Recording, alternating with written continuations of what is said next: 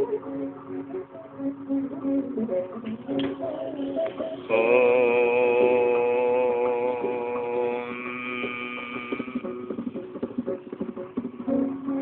ಬಂಧುಗಳಿಗೆ, ಯೋಗೋತ್ಸಾಹಿಗಳಿಗೆ ನಮಸ್ಕಾರ.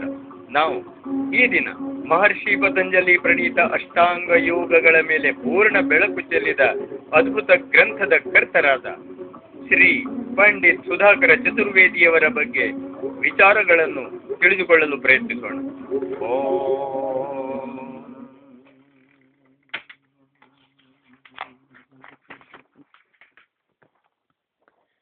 ಶ್ರೀ ಪಂಡಿತ್ ಸುಧಾಕರ ಚತುರ್ವೇದಿ ಇವರು ಬೆಂಗಳೂರಿನ ವಿದ್ಯಾಧಿಕಾರಿಗಳಾದ ಶ್ರೀ ಕೃಷ್ಣರಾವ್ ಮತ್ತು ಶ್ರೀಮತಿ ಲಕ್ಷ್ಮೀದೇವಿ ದಂಪತಿಗಳಲ್ಲಿ 1900ನೇ ಶ್ರೀ ರಾಮನವಮಿಯ ದಿನದಂದು ಜನಿಸಿದರು.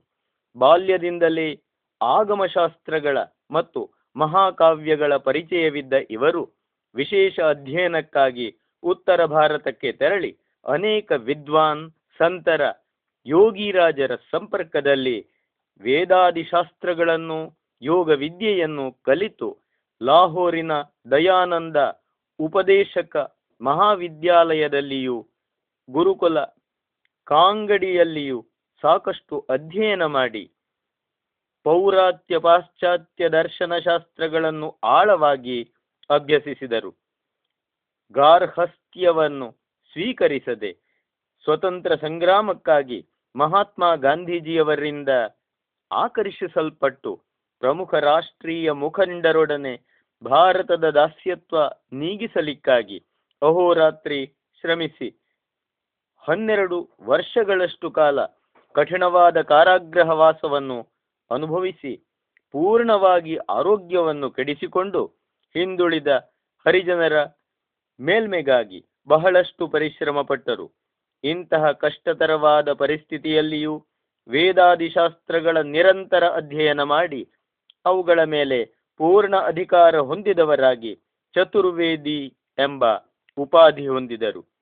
ಈ ತನಕ 20ರ ಮೇಲ್ಪಟ್ಟು ಗ್ರಂಥಗಳನ್ನು ರಚಿಸಿ ವೇದಗಳ ಸಂದೇಶವನ್ನು ಕನ್ನಡ ಜನತೆಯ ಮನೋಮಂದಿರದಲ್ಲಿ ರೂಪಿಸಿ ಸಾಕಷ್ಟು ಪ್ರಭಾವವನ್ನು ಬೀರಿದ್ದಾರೆ. ಅಖಿಲ ಕರ್ನಾಟಕದಲ್ಲಿಯೇ ಮೊಟ್ಟ ಮೊದಲ ಬಾರಿ ವೇದ ಪ್ರಕಾಶವೆಂಬ ಮಾಸಪತ್ರಿಕೆಯನ್ನು ಹೊರಡಿಸಿ ಪ್ರಧಾನ ಸಂಪಾದಕರಾಗಿ ಅಹೋರಾತ್ರಿ ವೇದ ಮಾತೆಯ ಸೇವೆ ಸಲ್ಲಿಸಿರುತ್ತಾರೆ. ಭಾರತದಲ್ಲಿ ಸೇವೆ ಸಲ್ಲಿಸುವವರೇ ಬಹಳ ಅಲ್ಪ ಮಂದಿ.